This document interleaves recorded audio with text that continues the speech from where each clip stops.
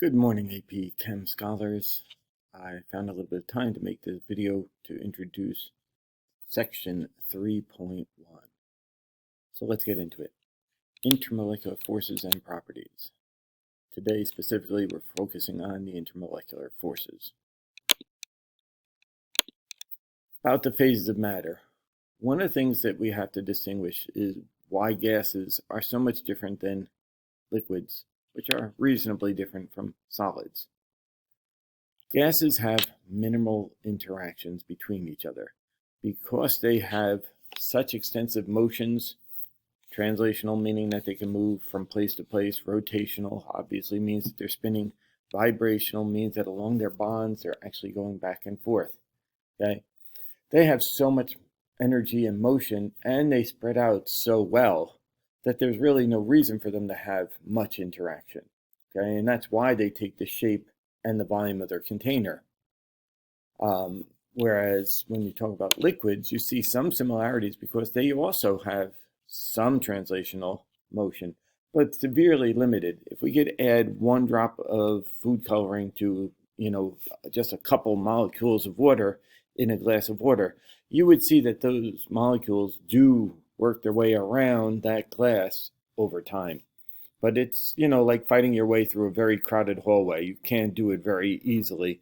It's a slow process by comparison to the gases. And they still try to rotate, but again, not much room, not able to do that. And of course, they still vibrate.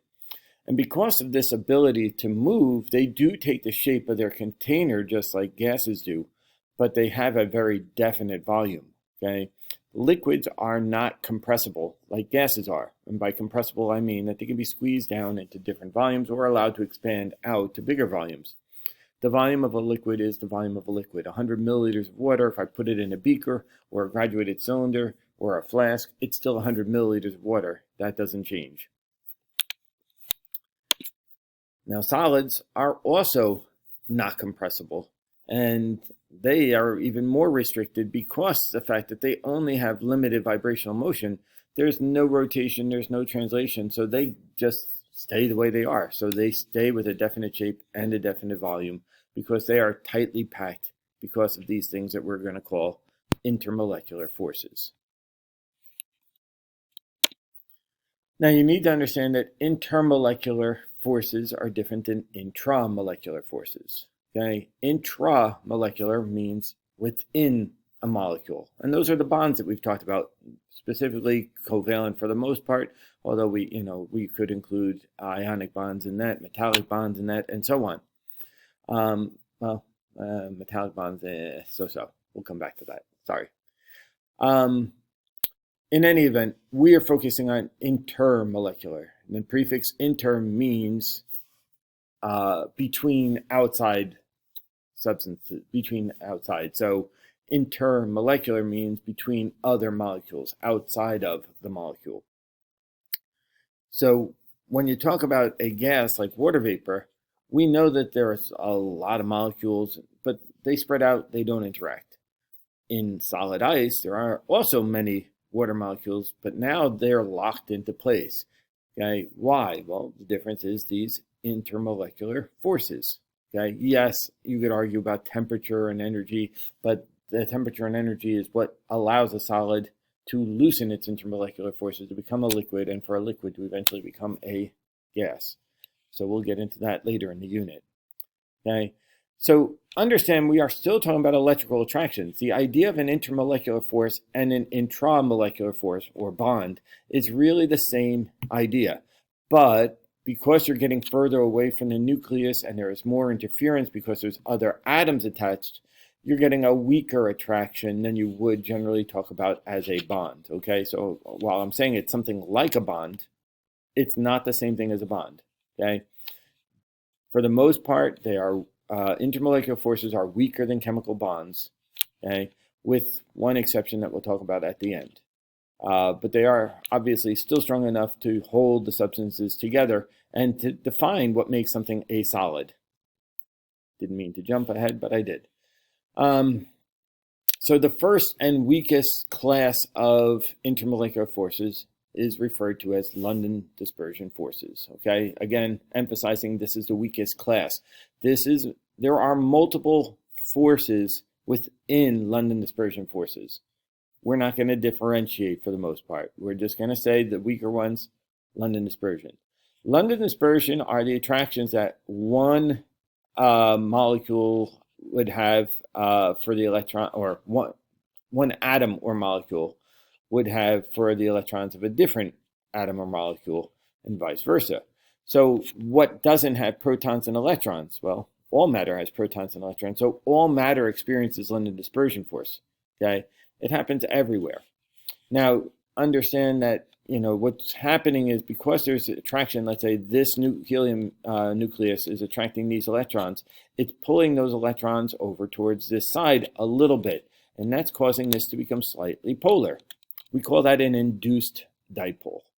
Okay, and obviously, if this side becomes more negative, then this side is going to become more positive, and this side is going to become more negative because opposites attract and likes repel. So the electrons here would push these electrons away, and so again, we get another dipole. And now opposites attract, so the positive end of one attracts the negative end of another, and you see that represented by those little deltas down there. Although I don't notice that I could see the minus, I see delta plus. But anyway, okay. Remember, electrons are always in motion. So there's always going to be the possibility that more electrons are temporarily, at least, on one side of a atom or molecule than on another side. So automatically, it can form a temporary dipole, and that's going to affect the other atoms or molecules around it, causing these attractions. But the electrons don't stop moving. So these temporary dipoles shift a lot. And that's why London dispersion forces tend to be weaker, is they're not permanent dipoles. They don't stay the way they are. They shift, and that allows things to kind of be a little bit weaker and move. You get a little bit more, in a way, almost movement between the molecules. It's much easier to break the forces apart because they're not totally locked in. One hugely important aspect of London dispersion forces is the idea of polarizability. Okay, size matters. Okay, when we talk about bigger atoms having more electrons and more space, it's easier then for them to shift electrons to one side or another and to become at least a temporary dipole. That's what we mean by polarizability. The ability of it to shift its electrons to form a temporary dipole. Okay. So for example, if we were comparing methane to octane, octane has a whole lot more going on. There's so many more electrons, and because of that size, it's going to be easier for it to move electrons away from one end to the other, whereas this methane, even though they're both nonpolar molecules, this is much smaller. It doesn't have as much room to shift things around, and so octane is much more polarizable. As a result, those of you that put gas in your car, you know that gasoline is comprised of octane, or you should know that. Octane is a liquid at room temperature. Methane is a gas at room temperature. Because this is so much more polarizable, it forms stronger attraction, London dispersion force attractions, and that allows it to link up better and become a liquid. I kind of used this term already, but I want to make sure you're clear on it. Dipole, induced dipole. Okay. The idea of inducing a dipole means that we're forcing something to become polar. And so if I were to take a polar molecule like water and bring it near an oxygen atom, which is nonpolar, as the water molecule comes close, again, the negative end of the water molecule causes to polarize so that the positive end, the electron shifts so that one end becomes more positive, meaning the electrons the negative end here is repelling electrons and attracting positives. Okay, so we form a dipole moment in the oxygen molecule. Okay, and we talked about the idea of a dipole moment in the geometry unit. Same idea still. So when I say dipole moment, we're just saying now we see a difference in this molecule that wasn't there before. whereas this one was always polar. This is a permanent dipole. This is a temporary dipole. The second class of intermolecular forces, a little bit stronger up the line, are called dipole-dipole. Actually, a bit stronger. This occurs between polar molecules. Okay, polar molecules, we said just a moment ago, have these dipole moments. So, for example, this is a polar molecule. We see one end is negative, one end is positive. Here's another one, negative, positive. And of course, opposites attract, likes repel. So you see all these attractions between a negative and a positive, positive and negatives, okay, all around. But there's also repulsions in there as well, okay? So understand when we say intermolecular forces, that does include repulsions as well. It's just that if we can get things to reasonably line up, the attractions will win out over the repulsions. And that's where you start to go from gases to liquids and then liquids to solids, okay? So for example, in a solid, we're going to see those dipole moments line up nicely. In a liquid, a little bit. You know, you can see that there's a general flow from left to right, but it's not as clean. I mean, some of them are going really against the grain, okay? But you're getting more than otherwise, and that's why the liquid will kind of hold itself together way more than a gas will, but not as well as a solid will.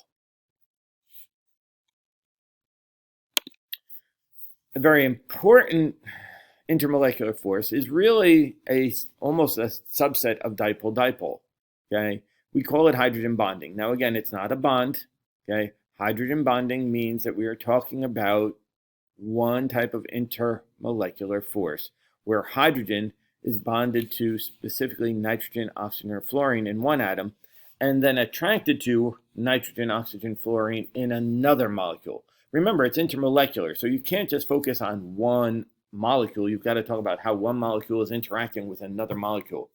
But it's very, very specific. The hydrogen has to be bonded to either nitrogen, oxygen, or fluorine to even have a chance of forming a hydrogen bond. Why nitrogen, oxygen, fluorine? Well, they're very electronegative and they're very small, with the exception of hydrogen and helium. Those are some of the hydrogen, helium, neon. Those are some of the smaller elements, but they have higher electronegativities than hydrogen, helium, or neon. And that's where we're getting into this strong attraction that they're going to have that's going to allow them to link up very well. Look at the trend on this graph, okay? Let's take the chalcogens. You see some H2Te, H2Se, H2S. So the trend you would see would think you'd end up down here with H2O, but H2O is way up there. Does not fit the trend. Let's look at the halogens. You have HI, HBr, HCl. So again, you'd say the trend for HF should be down here, but there it is up there, okay? Let's take the pnictogens, that's the nitrogen family. So we have SBH3, ASH3, PH3, and then NH3. Now notice that they're shifting, you know, well, no, they're not really shifting the H's in this, well, compared to the halogens and chalcogens, they are. Don't worry about that. We're still talking about the same interaction. Again, you'd see the trend and you would think that the NH3 would be down here, but it's not. Now let's look at the carbon family. We have SNH4, GEH4, SiH4, CH4. The trend is pretty established, okay? Why don't these follow that trend? Hydrogen bonding, okay? The small size and high electronegativity of those enable it. You may have wondered why ice floats. Well, obviously we know things float because of density issues, okay? Water is more dense than ice. But why? Most solids are denser than their liquids. Well, the why, again, hydrogen bonding, okay? In this case, you see that the molecules are really a little bit random, but also tighter together, whereas here they're very structured, okay? Solids are very structured, okay? And so this is the solid, and we see nice big empty spaces in here that we don't really get anywhere in here. So obviously, it's this formation of the dipole, organization of the dipole moments is helping it to regulate itself and form a very tight lattice, I shouldn't say tight, but a very organized lattice that unfortunately creates more spacing and makes it less dense. Okay, doesn't happen. It does happen with other things than water, but it doesn't happen with most substances. Okay, I'm going to shift screens for a second and talk about dipole hydrogen bonding again real quick here. Come on, work with me. Wrong screen. There we go. Okay. So please understand, when we talk about hydrogen bonding, okay, what we're saying is, let's say we have something like this. Okay. That is not a hydrogen bond. That is a covalent bond between hydrogen and oxygen. Okay. A hydrogen bond would then be where this is now attached into an oxygen in another molecule that has an oxygen, nitrogen, or fluorine. So generally speaking, we represent intermolecular forces as dotted lines linking one molecule to another. Solid lines we've talked about as being bonds, okay? Dotted lines are the intermolecular forces, again, linking one molecule to another. So this is a hydrogen bond.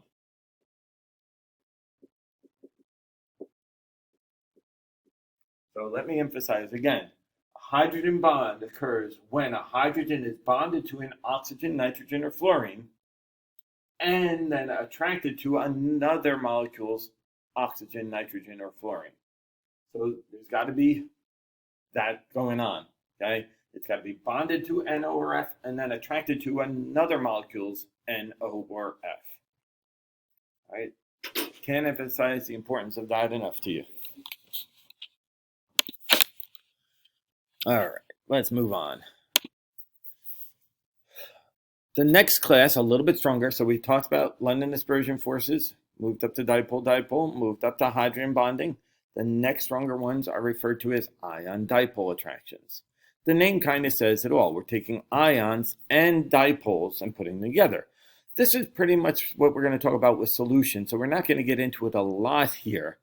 But when we talk about solvation and the fact that water can pull ionic substances apart, okay, that is ion-dipole attractions. Water molecules are polar, right? We see our little Mickey Mouse water molecules here, and you notice that this is the positive end and it's being attracted to anions, whereas down here in the Mickey Mouse molecules, we see the negative end of the water molecules are being attracted to the cations. Notice that it takes multiple waters to pull off one cation or one anion, okay? That's where solubility comes into play, is how many water molecules does it take? Because water does have hydrogen bonding, dipole-dipole attractions, okay? But ions, we haven't even started to talk about yet. Ions are even stronger. So it's going to take a lot of water molecules to gang up and break down this substance. Finally, we get to the strongest type of intermolecular force, and it is an ion attraction. Now, this is a bond, essentially, as well. So this is where the line between intermolecular forces and intramolecular forces blur. Because when we look at an ionic solid like this, okay, we see, let's just assume this is sodium chloride just to make life easier, okay? We see that the sodium ions are attracted to multiple chlorides and that the chlorides are attracted to multiple sodiums, okay? Which one is a bond? Which one is an intermolecular force? Well, it really is kind of all the same at that point, okay? So understand that this is now being at the top is, pretty much the strongest situation. However, we will talk about one special case where bonding could be even stronger than ion-ion, but not today. All right. So whenever we talk about an ionic compound, we're going to talk about these ion-ion attractions. Okay. So again, each anion attracts several cations and vice versa. Okay. So these are the strongest. This is at the highest of our intermolecular forces because they are pretty much equivalent to a bond. Okay. So let's review real quick. Okay. What IMF is a major force between the molecules of a solid CS2? All right, so what we have to ask ourselves first is, okay, is this an ionic substance? No, it is not. Okay, so we know it's covalent, so that's going to limit us then now. Doesn't have hydrogen in it, we don't have to talk about hydrogen bonding. That limits us down even further. So now it's just a question of, is it polar or is it nonpolar? And we draw out the Lewis structure. Okay, so if we draw out the Lewis structure for CS2, it's like CO2.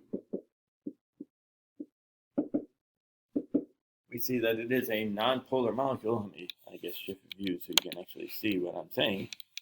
Okay, it's linear, two domains. It is symmetrical. It is nonpolar, and since it's nonpolar, it can have dipole-dipole. So if it's nonpolar, the only thing it could have is London dispersion. What about solid Fe2O3? Well, first thing we ask ourselves is it ionic? Oh, yes, it is. All right, done. So ion-ion attractions. Now again, major force of attraction. Okay, this would still have dipole, not dipole. This would still have London dispersion forces. Everything has London dispersion, but the strongest force for this would be ion-ion. All right, what about H2CO?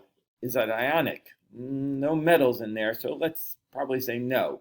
Okay, it does have hydrogens, but the hydrogens are clearly being shown by the carbon. And if we were to draw out the Lewis structure again, which again is very recommended, we would draw it probably this way, so that oxygen obeys the octet rule, carbon obeys the octet rule, and each of the hydrogens obey the duet rule, I guess we'll call it for them. Okay, so the hydrogens are not bonded to oxygen. There is no hydrogen bonding option in this. So now again, we're down to London dispersion forces or dipole-dipole. Is this polar? Yes, it is. So this would have dipole-dipole attractions as well as London dispersion forces. Okay. Now the molecules of a saturated solution of silver nitrate. All right, we're talking about a solution, and this is an ionic compound, but it's a solution. So even though there would be ion-ions, the solution has broken that up. We're told it's a saturated solution, so the cations and anions have been separated. They're no longer ion-ion attractions, and that's because we have ion dipole. So whenever we see those solutions, that's kind of a key thing that we're going to focus on for the ion dipole. That's the only time you're going to see ion dipole. All right, so now we're talking about CH3OH. CH3OH. All right, well, I see the H is written next to the O, but let's talk about the Lewis structure anyway, real quick. I'll throw that up here. So we have CH3OH.